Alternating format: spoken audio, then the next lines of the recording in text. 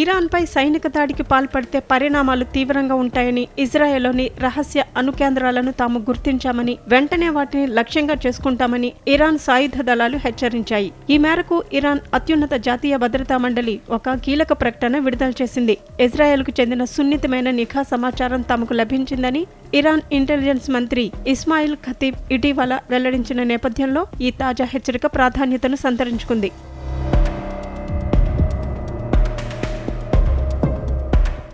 నిఘా వర్గాల ద్వారా సేకరించిన సమాచారంతో ఇజ్రాయెల్లోని కీలక లక్ష్యాలను గుర్తించామని ఎస్ఎన్ఎస్సి తెలిపింది. ఇరాన్ ప్రయోజనాలకు వ్యతిరేకంగా ఇజ్రాయెల్ ఏదైనా సైనిక చర్యకు పాల్పడితే ఈ లక్ష్యాలపై ప్రతీకార దాడులు చేయడానికి తమ సాయుధ దళాలు సిద్ధంగా ఉన్నాయని పేర్కొంది. శత్రు దేశాల నుంచి వస్తున్న దుష్ప్రచారాన్ని ఎదుర్కోవటానికి, అలాగే ఇరాన్ నిరోధక సామర్థ్యాలను బలోపేతం చేయడానికి చేపట్టిన విస్తృత వ్యూహాత్మక చర్యలలో ఇది ఒక భాగమని ఆ మండలి వివరించింది. ఇరాన్ అణు మౌలిక సదుపాయాలపై ఇజ్రాయెల్ దాడి చేస్తే ఇజ్రాయెల్ నిఘా సమాచారం ఆధారంగా అక్కడి రహస్య అణుస్థావరాలను వేగంగా లక్ష్యంగా చేసుకోవటానికి వీలు కలుగుతుందని ఎస్ఎన్ఎస్సి స్పష్టం చేసింది.